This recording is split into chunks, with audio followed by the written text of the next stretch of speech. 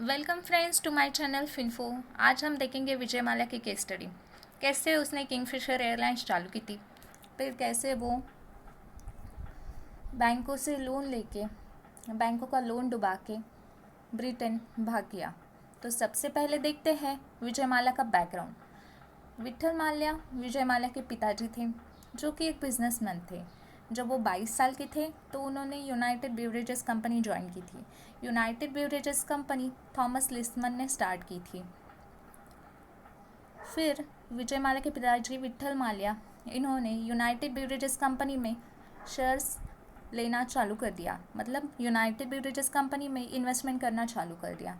तो 1946-1947 में उन्होंने यूनाइटेड ब्यूवरेजेस कंपनी में इन्वेस्ट करना चालू कर दिया। फिर उसके बाद में वो कंपनी के डायरेक्टर बने, जो कि फर्स्ट इंडियन डायरेक्टर थे। 1948 में Vitthal Mallya United Beverages company के चेयरमैन बने। फिर उन्होंने अलग अलग बिजनेसेस में एंट्री की, जैसे कि पॉलीमर, बैटरी, फार्मा, फिर फूड, और यूनाइटेड ब्यूवरेजेस को भी एक्सपांड करना चालू कर दिया। ऐसे ही कुछ साल बहुत सक्सेसफुल बिजनेस करने के साथ में 1983 में अचानक से विठल माल्या की डेथ हो गई। फिर उसके बाद में यूनाइटेड ब्यूवरेजेस कंपनी का चेयरमैन बन जाता है विजय माल्या, जो कि सिर्फ 27 ईयर्स का रहता है। इतना बड़ा बिजनेस संभालने के लिए विजय माल्या बहुत ही यंग था, लेकिन यूनाइटेड ब्यूवरेजेस कंपनी का स्टाफ, जो कि बहुत वेल एक्सपीरियंस था, तो वो लोग बोलते हैं कि विजय माल्या बहुत ही एम्बिशियस था, हार्डवर्किंग था, और उसमें कुछ अलग ही बात थी। वो दूसरे लोगों से बहुत ही अलग था, बहुत हार्डवर्क करता था, और ये बहुत अच्छे मुकाम पे कंपनी को ले जाएगा, ऐसे लोगों का मानना था। और वो बहुत ही अलग मुकाम पे कंपनी को लेके भी गया। तो विजय माल्या ने भी अलग अलग बिजनेसेस में एंट्री की, जैसे कि इंजीनियरिंग, न्यूज़पेपर, केमिकल, ऐसे अलग अलग सेक्टर्स में उसने एंट्री करके ट्रायल करके देखा। लेकिन उसको समझ में आया, अगर पैसा बिज़नेस में, कोई बिज़नेस में अगर पैसा है तो वो सिर्फ लीकर में है। लीकर में बहुत ज़्यादा पैसा है, ये उसके ध्यान में आया। तो उसके बाद में उन्होंने लीकर बिजनेसेस पे कंसंट्रेट करना चालू कर दिया। लेकिन तब के टाइम पे लीकर बिजनेसेस की एडवर्टाइजमेंट करना इंडिया में बैन था, मतलब आप लीकर बिजनेस के एडवर्टाइजमेंट इंडिया में तब नहीं कर सकते थे। तो विजय माल्या को तो उसका बिजनेस एक्सपांड करना था, उसको एडवर्टाइजमेंट करना था, लेकिन वो एडवर्टाइजमेंट के लिए तो बैन था लीकर बिजनेस। तो उसने क्या किया, गोवा में जो एक विला लिया था उसका नाम उसने किंगफिशर विला रखा, जो कि उसी के एक प्रोडक्ट का नाम था। तो ऑटोमेटिकली जब लोग बोलते थे किंगफिशर विला, तो उसके प्रोडक्ट की एडवर्टाइजमेंट हो जाती थी, उसका प्रोडक्ट प्रमोट हो जाता था। फिर उसके बाद में उसने एक आईपीएल में ना टीम खरीदी, जिसका नाम उसने रॉयल चैलेंजर्स बेंगलोर रखा, आरसीबी टीम। तो वो भी उसी के एक प्रोडक्ट का था। तो सब लोग बोलते थे रॉयल चैलेंजर्स बेंगलोर, तो ऑटोमेटिकली उसका प्रोडक्ट प्रमोट हो जाता था। फिर उसने किंगफिशर कैलेंडर भी निकाला, जिससे कि उसका नेम हमेशा एडवर्टाइजमेंट में रह ही जाता था, मतलब न्यूज़ में रहता था तो इनडायरेक्टली एडवर्टाइज हो जाती थी, उसका प्रोडक्ट प्रमोट हो जाता था। फिर उसने अलग अलग स्पोर्ट्स को स्पॉन्सरशिप करना चालू कर दिया, जैसे कि car racing, horse racing. Horse racing Vijay Mallya को बहुत अच्छी लगती थी, उसको हॉर्सेस बहुत अच्छे लगते थे, तो उसने हॉर्स रेसिंग को भी स्पॉन्सरशिप करना चालू कर दिया। तो स्पॉन्सर जैसे कि बोला जाता था स्पॉन्सर्ड बाय, तो उसके प्रोडक्ट का नेम ऑटोमेटिकली आ जाता था, तो वो ऑटोमेटिकली प्रमोट हो जाता था, एडवर्टाइजमेंट हो जाता था इनडायरेक्टली। तो विजय माल्या ने ये सब लाइफस्टाइल, ये सब चीज़ें अपनाई, क्योंकि अपने प्रोडक्ट को कैसे प्रमोट करना है वो विजय माल्या बहुत अच्छे से जानता था। तो उसने ये सब वेज लिए। विजय माल्या ने उसका यूनाइटेड ब्यूवरेजेस कंपनी का बिजनेस एक्सपांड करना चालू कर दिया। बहुत नियर अबाउट 65 कंट्रीज़ में यूनाइटेड ब्यूवरेजेस का प्रोडक्शन होने लगा, उसका बिजनेस एक्सपांड किया उसने। तो in 2005 world second largest liquor maker थी यूनाइटेड ब्यूवरेजेस कंपनी। फिर as per Forbes in 2007 Vijay Mallya is the 40th richest person in India. मतलब इंडिया का 40th रिचेस्ट पर्सन था विजय माल्या। फिर उसने बहुत कम एज में इतना सारा बिजनेस मैनेज किया, बहुत ज़्यादा जगह पे उसने बिज़नेस एक्सपांड किया। इसलिए साउदर्न कैलिफोर्निया यूनिवर्सिटी ने विजय माल्या को डॉक्टरेट डिग्री प्रदान की। इन 2005 जब उसके बेटे का बर्थडे था, उसके बेटे का 18 बर्थडे था, तो उसने किंगफिशर एयरलाइंस को लॉन्च किया, यानी कि किंगफिशर एयरलाइंस उसने स्टार्ट किया। उसने बहुत अच्छा स्टाफ रिक्रूट किया और किंगफिशर एयरलाइंस के सर्विसेज ऐसे लग्जरियस रखी और उसने एम्प्लॉयज़ को बता के रखा कि अब हमारे लिए कस्टमर्स ही सब कुछ है, अतिथि देवो भव। तो कस्टमर्स को बहुत अच्छे से सर्विसेज प्रोवाइड करो, कोई भी कस्टमर नाराज़ होकर नहीं जाना चाहिए। तो किंगफिशर एयरलाइंस की सर्विसेज भी बहुत अच्छे से दे रहे थे, वो लोग बहुत अच्छे से प्रोवाइड कर रहे थे। तो इंडिया की सेकंड लार्जेस्ट एयरलाइन बन गई किंगफिशर एयरलाइंस लिमिटेड। तो फिर near about 25% domestic travellers Kingfisher airlines से ट्रैवल करने लगे, क्योंकि उनको लग्जरियस सर्विसेज मिलती थी और बहुत अच्छे से ट्रीट किया जाता था।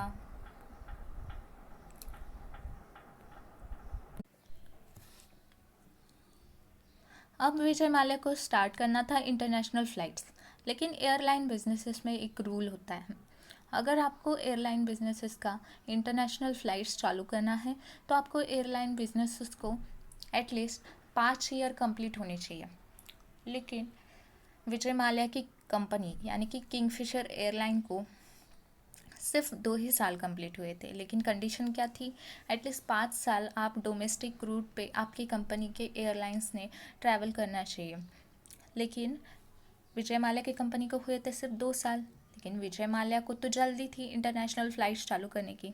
तो उसने क्या किया, एयर डेक्कन कंपनी को उसने एक्वायर किया, यानी कि उसने एयर डेक्कन कंपनी को ख़रीदा। एयर डेक्कन कंपनी जो कि डूब रही थी और जिसको 4 ईयर्स कंप्लीट थे, मतलब उसको 4 साल कंप्लीट थे, तो उसने उस कंपनी को बाय किया। लेकिन तब के टाइम पे एक गलती हो गई विजय माल्या से, अगर वो एयर डेक्कन कंपनी बाय कर रहा है तो उसने वो कंपनी लॉसेस में चल रही है ये उसने नहीं देखा। तो ऑलरेडी किंगफिशर एयरलाइंस के डेब्ट्स बहुत ज़्यादा थे और एयर डेक्कन के डेब्ट्स, तो विजय माल्या के डेब्ट्स बढ़ गए।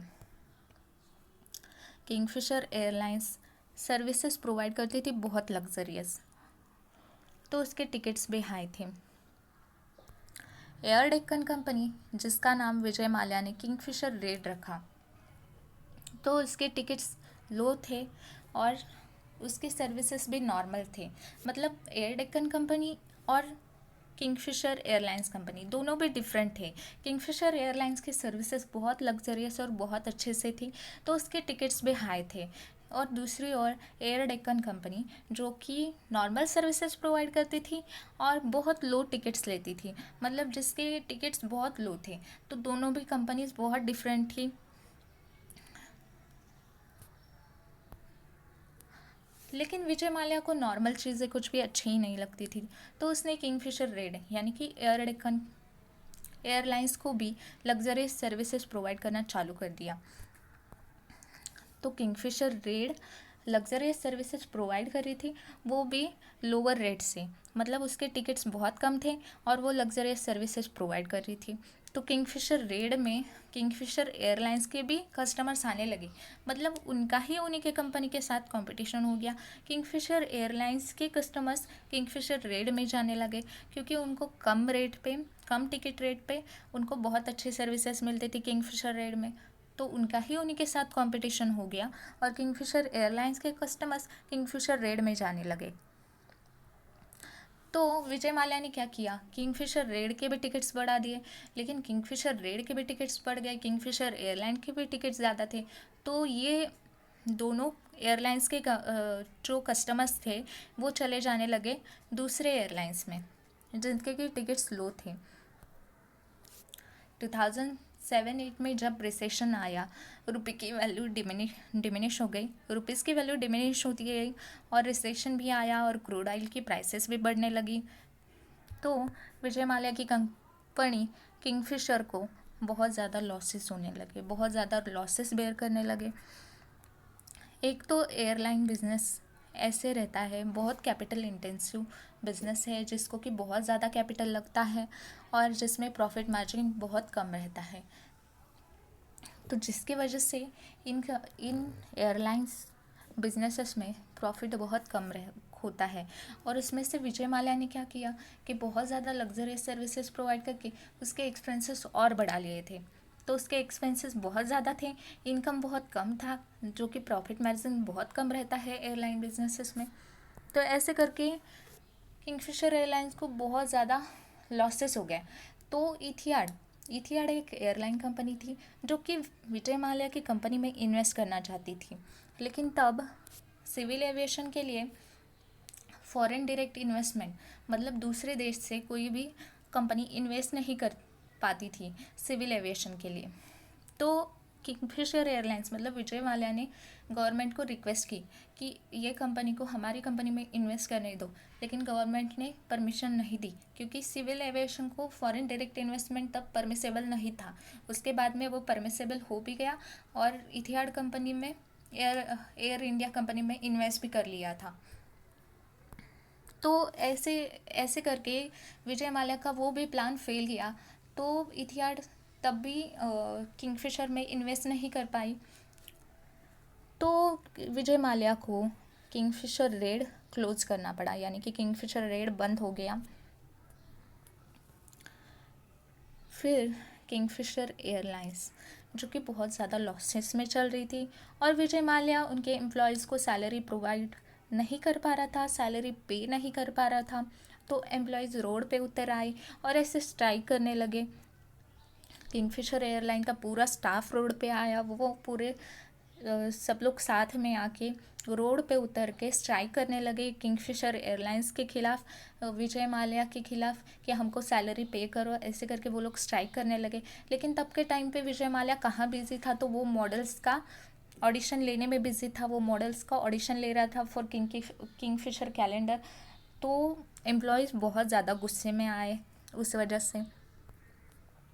फिर जो किंगफिशर एयरलाइंस मतलब जो विजय माल्या ने इंटरनेशनल फ़्लाइट्स के लाइसेंस के लिए अप्लाई किया था, वो कैंसिल हुआ, उसको अप्रूवल नहीं मिली, वो लाइसेंस कैंसिल हो गया।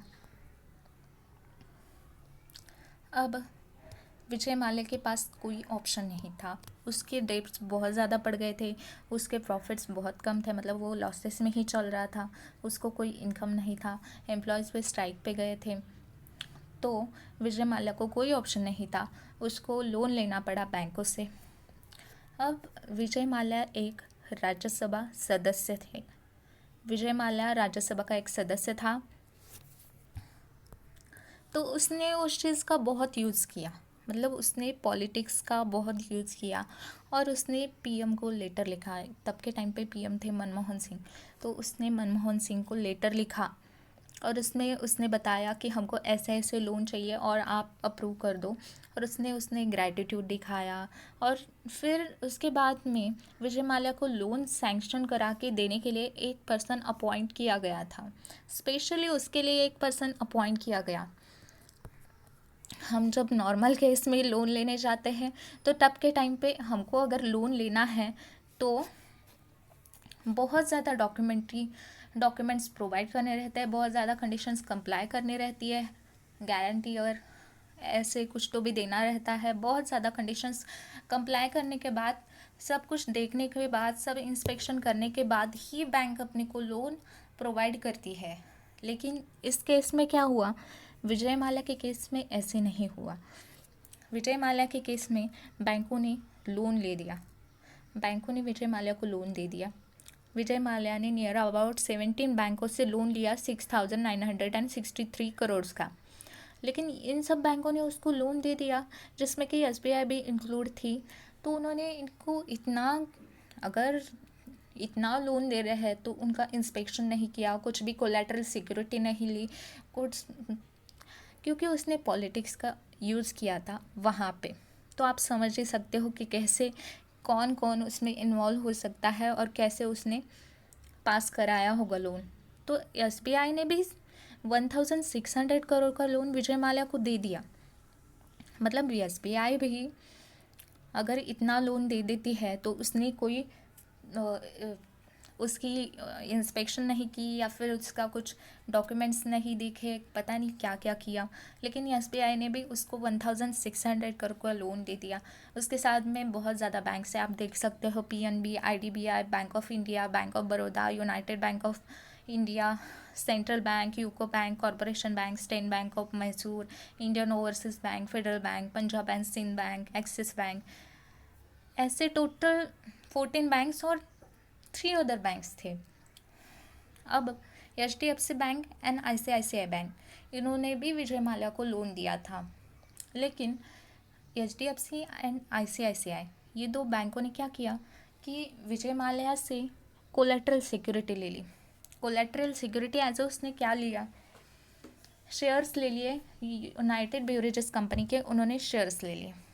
अब जब विजय माल्या लोन रिपे नहीं कर पा रहा था तो एचडीएफसी एंड आईसीआईसीआई बैंक ने क्या किया, यूनाइटेड बेवरेजेस के जो शेयर्स थे वो उन्होंने सेल कर दिए, यानी कि बेच दिए।